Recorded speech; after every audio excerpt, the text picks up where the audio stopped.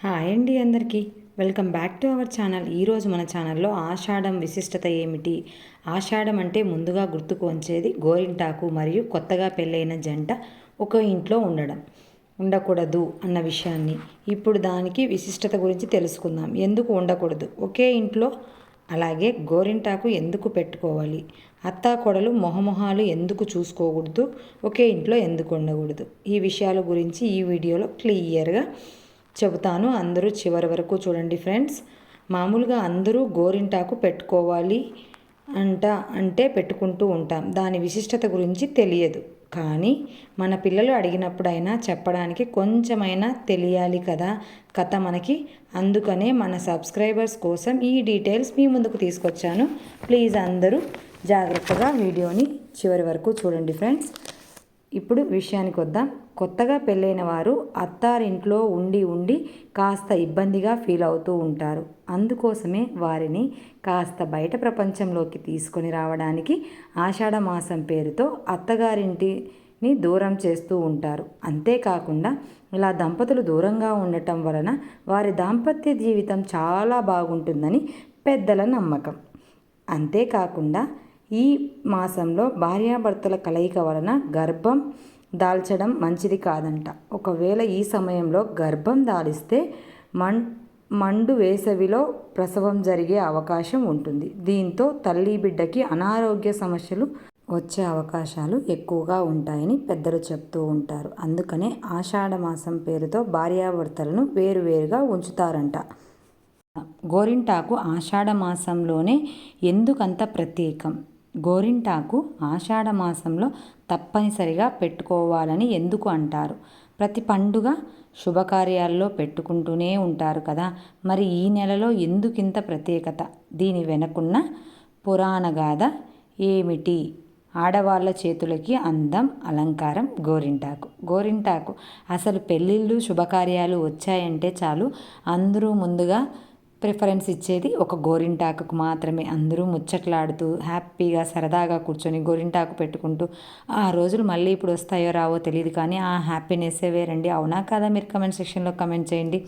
గోరింటాకు అసలు పేరు గౌరింటాకు, గౌరీ ఇంటి ఆకు. గౌరీదేవి బాల్యంలో తన చేలికత్తెలతో కలిసి వనంలో ఆడుకుంటుండగా రజస్వల అవుతుంది. ఆ సమయంలో గౌరీదేవి రక్తపు చుక్క నేలను తాకగానే ఒక మొక్క ఉద్భవించింది. ఆ వింతను చూసి చెలికత్తెలు పర్వతరాజుకు ఈ విషయాన్ని చెబుతారు. పర్వతరాజు సతీ సమేతంగా వచ్చి చూసేసరికి ఆ మొక్క పెరిగి పెద్దదయ్యిందంట.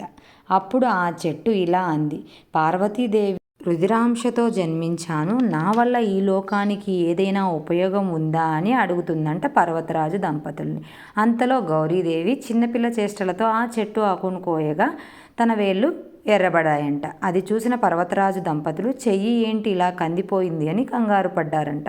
ఇంతలో గౌరీదేవి తనకు ఎలాంటి ప్రాబ్లం లేదు అని చెబుతూనే ఈ రంగు చాలా బాగుంది అంటుందంట. అప్పటి నుంచి స్త్రీలకు సౌభాగ్యంగా చిహ్నంగా ఉండు అని వరాన్ని పర్వతరాజు దంపతులు ఇచ్చారంట. అప్పటి నుంచి స్త్రీలకు గోరింటాకు అంటే అంత మక్కువ మొదలైందంట.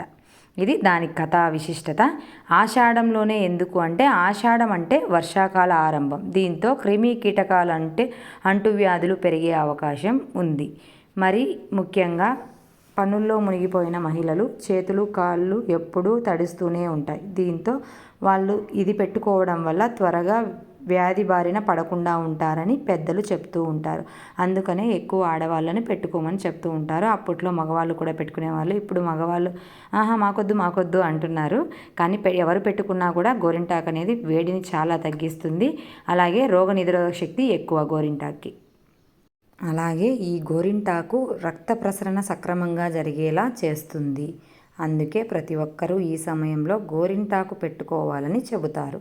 అందుకే అంటారు ప్రతి ఒక్కరూ ఆచారం వెనుక ఏదో ఒక రహస్యం దాగి ఉంటుంది అని. ఇది నిజమే కదా. మనం గోరింటాకు ఎందుకు చాలామంది ఇప్పుడు కోన్స్ అని కొంటున్నారు, కానీ దాంట్లో ఖచ్చితంగా ఏదో ఒక రసాయనాలు కలుపుతుండడం వల్ల అది కలర్ వస్తుంది. ఏమైనా గోరింటాకు శ్రేష్టం.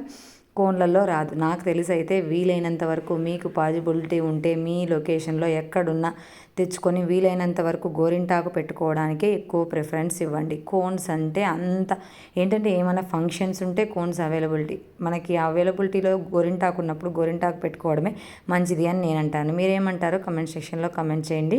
ఇంకొక ముఖ్య విషయం ఏమిటంటే స్త్రీ అరచేతి మధ్యలో గర్భాశయానికి రక్తం చేరవేసే ప్రధాన నాడులు ఉంటాయంట.